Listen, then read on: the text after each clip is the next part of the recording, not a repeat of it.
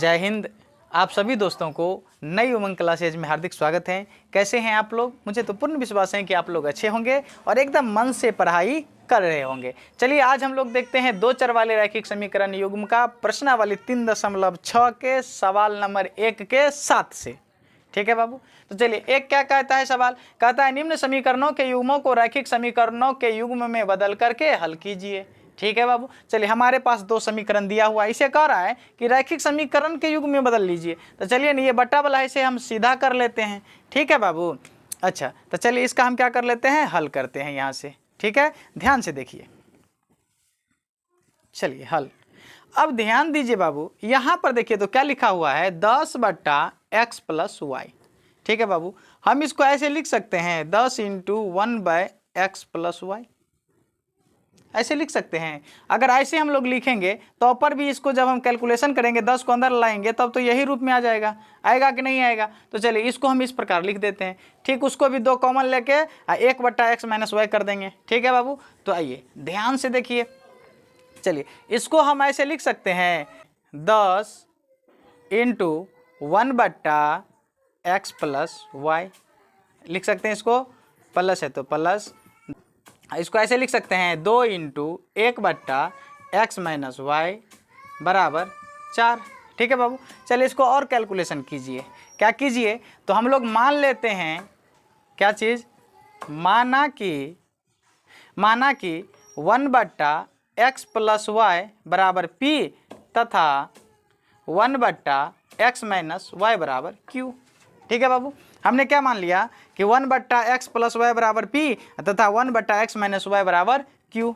ठीक है बाबू, चलिए इस मान को इसमें बैठा दीजिए तो क्या हो जाएंगे बाबू यहाँ पर, तो यहाँ देखिए 10 1/x + y की जगह क्या माने हैं p, तो 10p + 2 1/x - y की जगह आपने क्या माना है q, तो 2q बराबर में 4। ठीक है बाबू, इसको मान लीजिए समीकरण फर्स्ट। इसको क्या मान लेंगे हम लोग, समीकरण फर्स्ट। अब हम क्या करेंगे, इस इक्वेशन को भी एक सिंपल रूप में बना लेते हैं। ठीक है, तो चलिए इसको भी लिख लीजिए यहाँ पर, फिर लिखिए इसको, फिर इस समीकरण को करना है ना, तो ये इसको कीजिए 15/x + y है ना, तो इसको ऐसे हम लिख सकते हैं ना बाबू, 15 × 1/x + y। ठीक है बाबू, माइनस है तो माइनस, 5 × 1/x - y लिख सकते हैं कि नहीं, बराबर में -2। जबकि बाबू हमने मान लिया है 1/x + y के जगह p, तो इसके जगह p बैठा दीजिए, तो ये क्या हो जाएंगे बाबू 15p माइनस 5 1/x - y के जगह हमने q माना है तो q बराबर -2।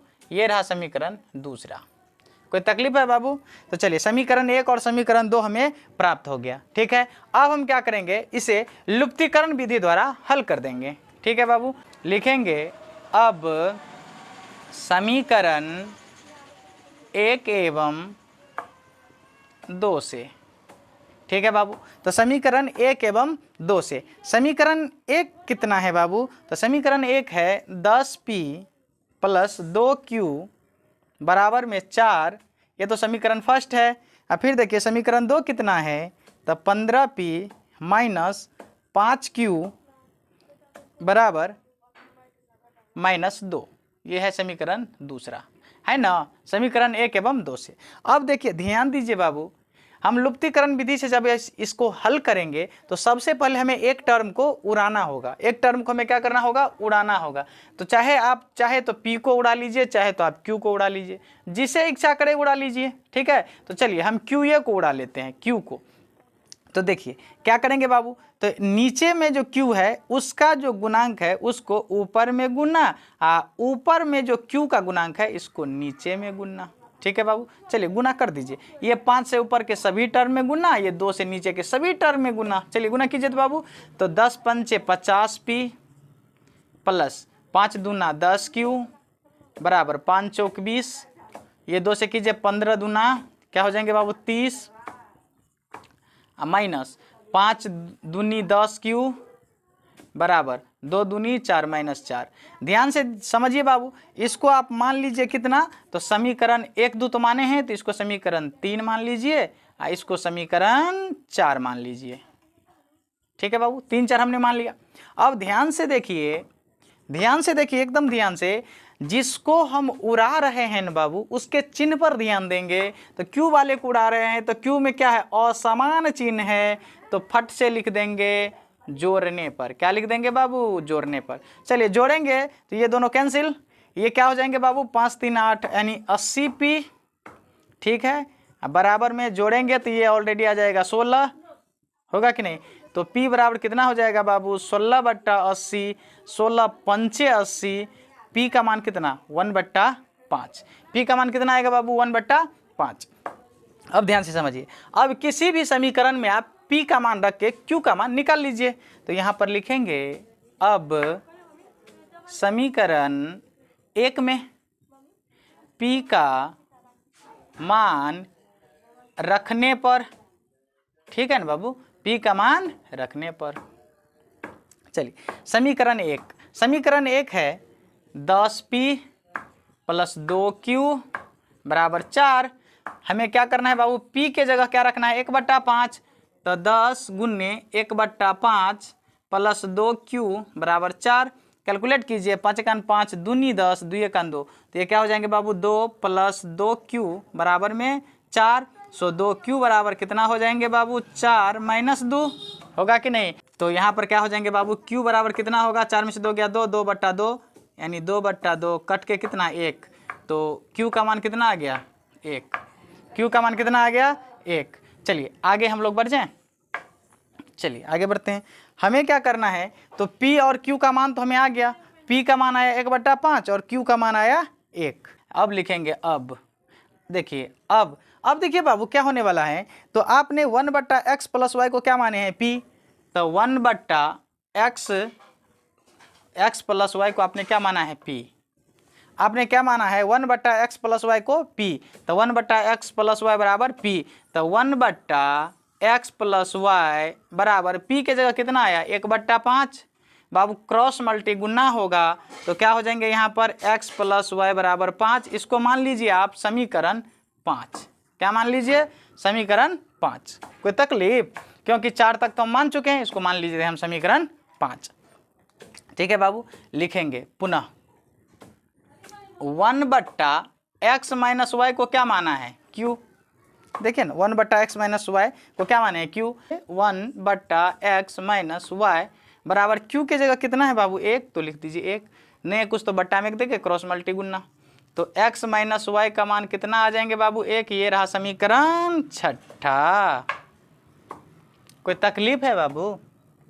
चलिए अभी भी हमें x y का मान नहीं निकला, अब फिर हमें 5 और 6 मतलब फिर हमें क्या हो गया, इक्वेशन प्राप्त हो गया। अब हम फिर इस इक्वेशन को तोड़ करके तब हम x y का मान निकालेंगे, ठीक है बाबू। तो यहाँ पर लिखेंगे अब समीकरण 5 एवं 6 से, 5 एवं 6 से, ठीक है बाबू। तो चलिए 5 कितना है, समीकरण 5 है x + y बराबर 5, और 6 कितना है बाबू, तो x - y बराबर 1। ये रहा समीकरण 5, ये रहा समीकरण 6, ठीक है। अब जरा ध्यान से देखिए, अब देखिए हम इसे भी लुप्तीकरण विधि द्वारा हल कर देंगे। तो देखिए बाबू प्लस माइनस है, एक को सेम करना है ना, तो सेम तो एकदम सेम है, चिन्ह असमान है, तो क्या करेंगे लिख देंगे फटाक से जोड़ने पर।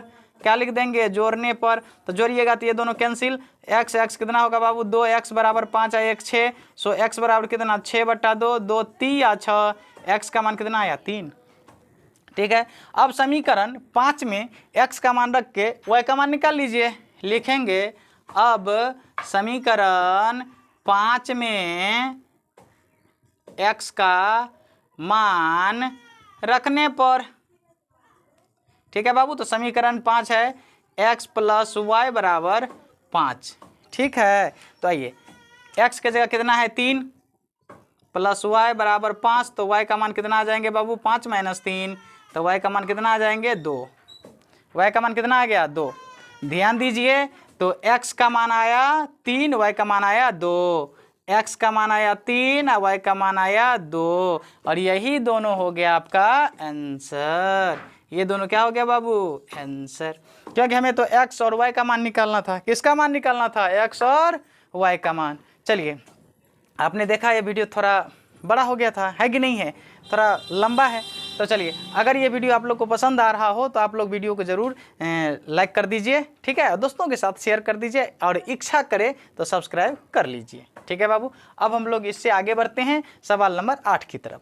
चलिए, अब हम लोग देखते हैं सवाल नंबर 8, ठीक है, 1 का 8वां। चलिए, हमारे सामने में सवाल उपस्थित हैं, तो इसका भी वही काम करेंगे बाबू, ठीक है। देखिए, हम इसको ऐसे लिख तो सकते हैं, ये तो सिंपल है। देखिए, नीचे ऊपर पहले हम मिलाएंगे तो 1/3x प्लस वाई है, 1/3x माइनस वाई है। यहाँ पर भी देखिए 1/3x plus Y, 1/3x minus Y. अच्छा, ये चीज़ तो मिल रहा है कि नहीं?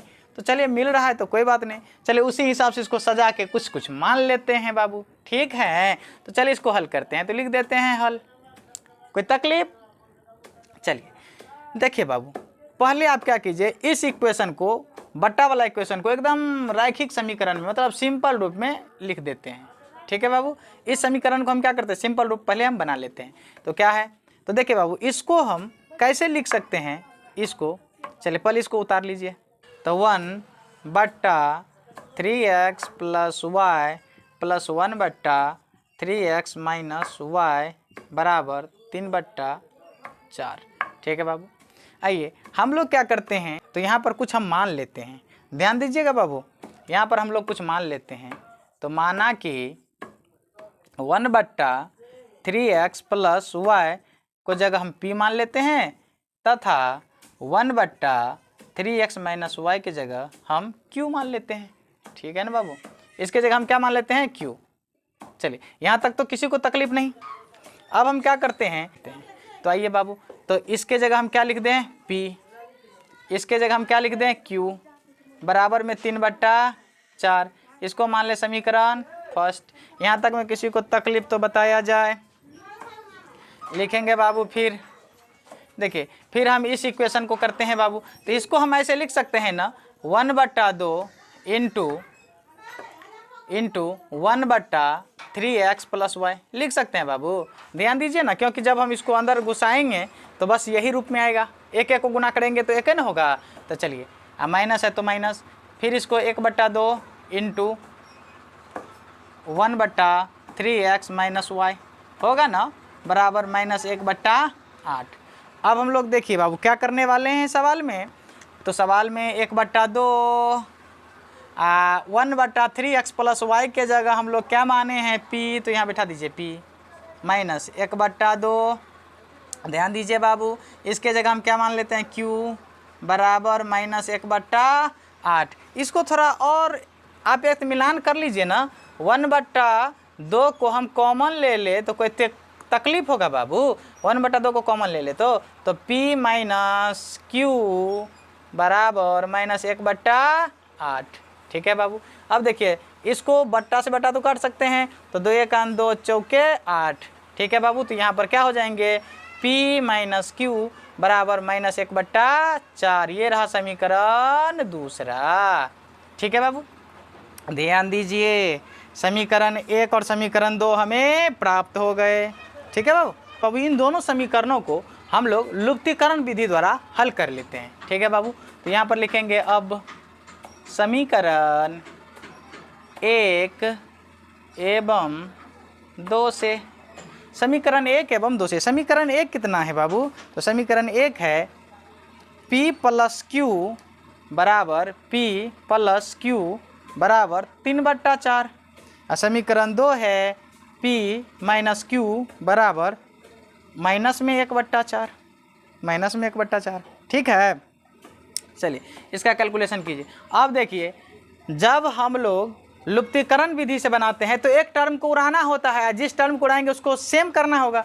तो यहाँ पर देखिए ना, p भी सेम है, q भी सेम है, p भी सेम है, q भी सेम है। अच्छा, तो एक टर्म को हम उड़ा लेते हैं, q को, ठीक है ना। q को हम क्या करते हैं बाबू, उड़ा लेते हैं। तो क्या है, चिन्ह है असमान, तो लिख देंगे जोड़ने पर। क्या लिख देंगे, जोड़ने पर। जोड़ने पर लिखेंगे तो ये दोनों कैंसिल हो जाएगा। p कितना होगा, 2p बराबर, इसको जोड़िए, इसको जब जोड़ेंगे बाबू तो क्या होगा, 3/4 जोड़ -1/4, तो प्लस माइनस तो माइनस हो जाएंगे। तो 3/4 -1/4, इसका क्या कर लिया, भिन्न घटाव खटाक से कर दीजिए। तो क्या होंगे, 4 4 का लघुत्तम 4, 3 -1 यानी कि हो जाएंगे आपको 2/4, 4 काट के कितना होगा 1/2, 2 दूनी 4, 1/2। इतना कितना हो जाएगा बाबू 1/2। अब देखिए नहीं है कुछ तो यहाँ पर बट्टा में 1 देके क्रॉस मल्टी गुना, ठीक है। तो 2 दूनी 4 पी बराबर 1, सो पी बराबर कितना होगा बाबू 1/4। पी का मान कितना आया 1/4। चलिए अब हम क्या करेंगे, पी का मान किसी समीकरण में रख के हम क्यू का मान निकाल लें, ठीक है बाबू। तो यहाँ पर लिखेंगे अब समीकरण 1 में, इसको आप ऐसे 1 कर दीजिए, इसको 2 कर दीजिए, कोई तकलीफ नहीं है, ठीक है बाबू। चलिए तो समीकरण 1 में पी का मान रखने पर, ठीक है बाबू, पी का मान रखने पर, ठीक है। तो आइए समीकरण 1 पी प्लस क्यू बराबर 3/4, ठीक है ना बाबू। तो चलिए पी के जगह हम क्या रखें 1/4 प्लस क्यू बराबर 3/4, ठीक है। तो क्यू बराबर क्या हो जाएंगे बाबू 3/4, आइए 1/4 जाके घट जाएगा, तो क्या हो जाएंगे बाबू क्यू बराबर, यानी 3 में से 1 गया तो 2, 2/4 काट के 1/2, ठीक है बाबू। काट के कितना हो जाएगा, चलिए फ्रेश से लिख देते हैं। इसका जब हम भिन्न घटाव करेंगे तो 3 में से 1 गया 2, 2/4। चलिए तो यहाँ पर लिख लेते हैं हम लोग आगे, इससे आगे बढ़ें तो क्यू का मान कितना आएगा बाबू, तो क्यू का मान आएगा 1/2, ठीक है। अब आइए बाबू पी का मान आया 1/4, क्यू का मान आया 1/2, लिखेंगे यहाँ पर अब, ठीक है। अब देखिए आपने 1/3x प्लस वाई की जगह क्या माना है पी, तो 1/3x प्लस वाई बराबर में क्या माने हैं पी। अब आइए पी का मान यहाँ पर बैठा दीजिए, तो 1/3x प्लस वाई बराबर 1/4, क्रॉस मल्टी बाबू गुन्ना, तो कितना होगा 3x प्लस वाई बराबर 4। समीकरण यानी कि कहाँ तक मान लिए हैं 1, 2 मान लिए हैं, तो इसको मान लीजिए 3, ठीक है बाबू। आइए लिखेंगे यहाँ पर पुनः ध्यान दीजिए 1/3x माइनस वाई के जगह आपने क्या माना है q, तो ध्यान दीजिए तो 1/3x माइनस वाई बराबर q माने हैं, ठीक है ना बाबू। तो क्या होंगे बाबू q की जगह q का मान, तो 1/3x माइनस वाई बराबर q का मान कितना आया 1/2, तो बैठा दीजिए यहाँ पर 1/2, ठीक है। क्रॉस मल्टी गुन्ना, तो 3x माइनस वाई बराबर कितना हो जाएंगे बाबू 2 1 2। ये रहा समीकरण तीसरा हो गया, तो चौथा। कोई तकलीफ बाबू, अब तो हमने आसान कर दिया आपको, यहाँ से आप भी बना सकते हैं, ठीक है। तो यहाँ पर लिख देते हैं अब समीकरण 3 एवं 4 से, 3 एवं 4 से। आइए अब 3 4 को हम क्या करते हैं लुप्तीकरण विधि द्वारा हल कर देते हैं, ठीक है बाबू। तो समीकरण 3 है 3x प्लस वाई बराबर 4, और समीकरण 4 है 3x माइनस वाई बराबर 2, ठीक है ना बाबू। चलिए अब हम लोग क्या करने वाले हैं, ध्यान दीजिए, अब इन दोनों को हल करने वाले हैं। तो किस विधि से, लुप्तीकरण विधि से। अब देखिए लुप्तीकरण विधि में एक टर्म को सेम करना होता है, तो एकदम टर्म तो सेम है, टर्म तो सेम है, तो हम क्या करेंगे बाबू एक को उड़ा देंगे, तो वाई हमें आसान लगेगा उड़ाने में, तो डायरेक्ट लिख देंगे यहाँ पर जोड़ने पर, क्योंकि चिन्ह असमान है, तो जोड़ने पर लिखेंगे तो ये दोनों खटक से कट जाएगा, 3 3 6x यहाँ पर फट से हो जाएगा बराबर 4 2 6, सो x का मान कितना आएगा 6/6, कट के 1, x का मान कितना आया 1। अब किसी समीकरण में आप x का मान रखे y का मान निकाल लीजिए, चाहे आप 3 में रखिए चाहे 4 में रखिए।